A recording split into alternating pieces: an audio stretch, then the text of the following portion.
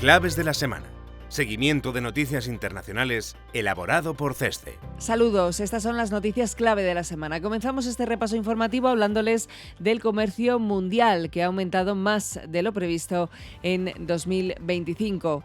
Más noticias. Han arrancado en Washington las conversaciones formales para revisar el TMEC con una primera reunión entre los equipos de México y Estados Unidos. Venezuela releva a padrino y Washington da un nuevo paso con PDVSA. Hablamos también del aplazamiento de la cumbre China-Estados Unidos. Les damos detalles también del conflicto en Irán y de esos ataques contra instalaciones de hidrocarburos. También de lo contradictorias que pueden parecer las declaraciones de Trump entre las amenazas de destrucción total y las perspectivas de negociación. En África, el Banco de Ghana ha decidido recortar el tipo de interés de referencia. En Estados Unidos, la Fed mantiene tipos y alerta del alza de la inflación por la guerra de Irán. Terminamos en Europa porque la Comisión Europea ha presentado la propuesta legislativa de EU Inc. como nueva identidad corporativa. Comenzamos. El comercio mundial de mercancías creció más rápido de lo esperado en 2025. Según las estimaciones de la Organización Mundial de Comercio, los intercambios comerciales aumentaron un 4,6%, casi el doble respecto a las previsiones realizadas en el mes de octubre. La fuerte demanda de bienes asociados a proyectos de inteligencia artificial como chips y semiconductores compensó el impacto de las tensiones arancelarias y la incertidumbre geopolítica. Las economías asiáticas fueron por segundo año consecutivo los mercados más dinámicos al representar 2/3 partes del crecimiento de los intercambios comerciales. Por su parte, las exportaciones e importaciones de Europa aumentaron cerca de medio punto porcentual después de 2 años de contracción. Para este año, la OMC preveía un aumento más moderado en torno al 1,9%. Sin embargo, si el conflicto en Irán se prolonga, los intercambios podrían contraerse un 0,5%, lastrados por el bloqueo del estrecho de Hormuz. Además de la caída que está provocando en las exportaciones de hidrocarburos, la OMC advierte de que un escenario de precios elevados del petróleo podría erosionar la actividad del resto de sectores económicos. Respecto a los servicios, el año pasado se incrementaron un 5,3%. Para este año se prevé un aumento del 4,8%. Ahora bien, si la guerra no se resuelve en el corto plazo, no se descarta una contracción cercana al punto porcentual, debido a la erosión que está provocando en el sector turístico. Nos fijamos en las conversaciones formales para revisar el Tratado México-Estados Unidos-Canadá. Han arrancado en Washington esas conversaciones formales para revisar el TMEC con una primera reunión entre los equipos de México y Estados Unidos que empieza a concretar el contenido de la negociación. El foco se sitúa en el endurecimiento de las reglas de origen, la revisión de brechas en las cadenas de suministro estratégicas, la limitación de insumos procedentes de Asia, especialmente de China, y el objetivo de reforzar la producción y el empleo manufacturero en América del Norte. Más que una revisión técnica del tratado, empieza a perfilarse una discusión sobre cómo reorganizar la base industrial regional en un contexto de proteccionismo, rivalidad geoeconómica y presión para reducir las dependencias externas. Para México, la prioridad sigue siendo preservar el acceso preferente al mercado estadounidense y evitar que la revisión prolongue la incertidumbre sobre la inversión, las exportaciones y las cadenas de valor. Pero la negociación se abre bajo una presión política evidente. En enero, Trump llegó a calificar el TMEC de irrelevante y afirmó que Estados Unidos no necesita coches hechos en Canadá ni coches hechos en México, dejando claro que Washington afronta esta revisión con una agenda muy orientada a reordenar a su favor la producción manufacturera regional. Nos vamos a Venezuela. La destitución de Vladimir Padrino como ministro de Defensa constituye uno de los movimientos más relevantes en la reconfiguración del poder en Venezuela tras la caída de Nicolás Maduro. Delcy Rodríguez lo ha sustituido por Gustavo González López, un perfil procedente del aparato de inteligencia y estrechamente vinculado al nuevo núcleo dirigente, dentro de una remodelación más amplia que también ha alcanzado a otros ministerios y mandos de seguridad. El relevo apunta a reforzar el control político sobre las Fuerzas Armadas y a recomponer la cohesión interna de un estamento muy erosionado tras la captura de Maduro, al tiempo que Rodríguez consolida un equipo más alineado con su propia estructura de poder. En paralelo, el 18 de marzo, el Departamento del Tesoro de Estados Unidos emitió una nueva licencia general, la GL52, que amplía de forma significativa el margen de actuación de PDVSA.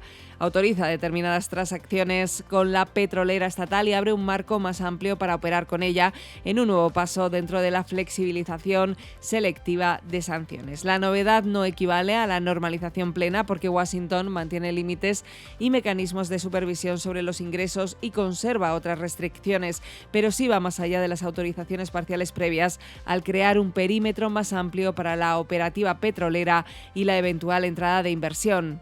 En conjunto, el ajuste de la cúpula militar y la ampliación del espacio para Petróleos de Venezuela S.A. dibujan una transición dirigida en la que la apertura económica avanza al mismo tiempo que se recentraliza el poder político. En Asia nos fijamos en las relaciones entre China y Estados Unidos. El pasado 16 de marzo de 2026, el presidente Donald Trump anunció oficialmente el aplazamiento de la cumbre de alto nivel con Xi Jinping, originalmente prevista para finales de este mes, confirmando que el encuentro se aplazará unas 5 o 6 semanas. Esta demora, motivada por la necesidad de Trump de permanecer en Washington mientras dure la Operación Furia Épica contra Irán, ha sido interpretada por los analistas internacionales como una pista reveladora de la inteligencia estadounidense sobre la duración del conflicto. Washington parece prever que la fase crítica de las hostilidades y el bloqueo del estrecho de Hormuz se podría prolongar al menos un mes y medio más. Ambos países confían en que para mayo la reunión pueda celebrarse en un escenario de menor volatilidad bélica, mientras que Estados Unidos espera que este tiempo adicional sirva para presionar a China a colaborar en la seguridad energética global. Antes de sentarse a negociar, en Beijing la noticia se ha recibido con una mezcla de frustración por la inestabilidad y una oportunidad táctica para ajustar sus demandas comerciales y de seguridad. El gobierno chino confía en que este tiempo adicional sirva para afinar sus posturas en temas sensibles como Taiwán y para presentarse como un mediador estable ante la volatilidad estadounidense, aunque existe una preocupación creciente por el impacto que el encarecimiento de la energía derivado del conflicto pueda tener en su producción industrial. Nos fijamos ahora en Oriente Medio. El conflicto en Irán ha alcanzado un nuevo escalón esta semana con los numerosos ataques contra infraestructuras energéticas. El 18 de marzo, Israel bombardeó el complejo de South Pars, el mayor yacimiento de gas natural del mundo compartido entre Irán y Qatar. En respuesta, Teherán intensificó los ataques contra instalaciones de hidrocarburos de los países de la región, entre otros la refinería de Mina Al-Ahmadi y Mina Abdullah en Kuwait, la refinería saudí de Sanref, la planta de gas natural licuado de Ras Laffan en Qatar y la refinería israelí de Haifa. La compañía Qatar Energy publicó un comunicado señalando que los ataques habían afectado a cerca del 20% de la capacidad de producción de gas natural licuado de la planta. La empresa calcula que se necesitarán de 3 a 5 años para reparar los daños. Como resultado, la cotización del gas referenciado en Europa, el Dutch TTF, se ha encarecido más de un 20% en la última semana hasta situarse en torno a los 62 euros el megavatio hora a cierre de estas líneas. Estos acontecimientos han evidenciado las diferencias entre Estados Unidos e Israel. El presidente Donald Trump indicó que no tenía conocimiento de los bombardeos hebreos a South Pars, unos hechos que fueron confirmados por el primer ministro israelí Benjamin Netanyahu. Para evitar una escalada aún mayor en el mercado, el líder estadounidense señaló en sus redes sociales que Israel no realizará más ataques al campo de South Pars a menos que Irán decida atacar a Qatar. Y contradictorias pueden parecer las declaraciones de Donald Trump, una de cal y otra de arena entre las amenazas de destrucción total y las perspectivas de negociación, pero también pueden responder a lo volátil de la situación. Durante el fin de semana amenazó a Irán con la destrucción total si en un plazo de 48 horas no desbloqueaba el paso por el estrecho de Hormuz. Irán respondió en similares términos, amenazando con escalar el conflicto y atacar las infraestructuras básicas de sus vecinos del Golfo Pérsico, incluyendo las plantas desalinizadoras de agua. Sin embargo, poco antes de que finalizara el ultimátum, Trump ha anunciado un aplazamiento de 5 días de los ataques, asegurando que hay negociaciones en curso entre Washington y Teherán, algo que el gobierno iraní niega. De hecho, hasta el momento Teherán parece dispuesto a resistir una guerra de desgaste prolongada a pesar de los altos costos que esto le supondría, y no está dispuesto a hablar de negociación sin garantías de que los ataques estadounidenses van a parar antes, algo que de ninguna manera puede darse por sentado. En África subsahariana ponemos el foco en Ghana y en ese nuevo recorte de tipos. El Banco de Ghana ha decidido recortar el tipo de interés de referencia en 150 puntos básicos, situándolo en el 14%, con lo que los recortes acumulados en el primer trimestre de 2026 alcanzan ya los 400 puntos básicos.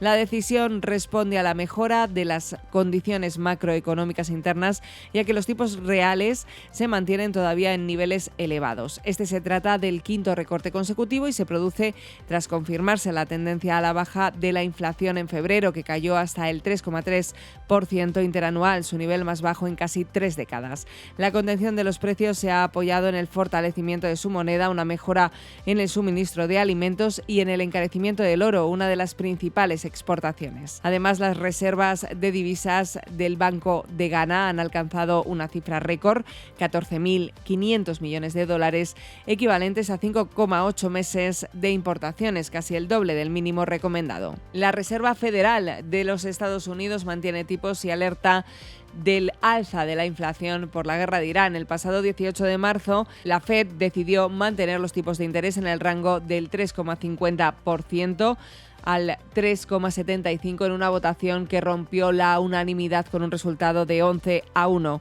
La nota discordante la puso el gobernador Stephen Miran, quien votó a favor de un recorte de 25 puntos básicos frente a la postura conservadora de la mayoría. En su discurso, Jerome Powell admitió que el conflicto bélico con Irán ha introducido una nueva variable de incertidumbre, advirtiendo que el reciente repunte en los precios de la energía presionará al alza la inflación general a corto plazo, lo que obligó a revisar al alza la previsión del índice PCE hasta el 2,7% para finales de año. De cara a 2026, la mediana del dot plot de la Fed indica ya solo un recorte de 1/4 de punto, si bien la división en los votos indica un endurecimiento de las posiciones, con 7 miembros no viendo ya ningún recorte este año. Finalmente, ante la proximidad del fin de su mandato en mayo, Powell despejó dudas sobre la transición al confirmar que se mantendrá al frente de la institución como presidente interino hasta que su sucesor sea oficialmente confirmado por el Senado,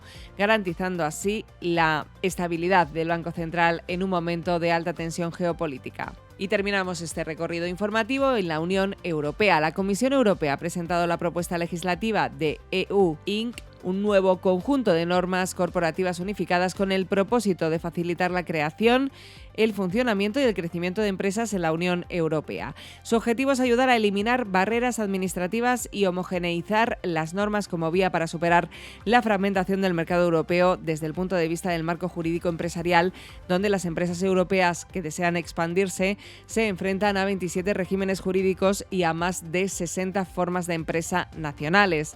Esta iniciativa forma parte del marco estratégico Brújula de la Competitividad, una hoja de ruta diseñado por Bruselas para mejorar la competitividad europea, siguiendo las recomendaciones del informe Draghi. El proyecto se enmarca en el denominado Régimen 28, una propuesta de la Comisión para crear un marco societario europeo armonizado de carácter opcional, pero sin anular los regímenes legislativos nacionales.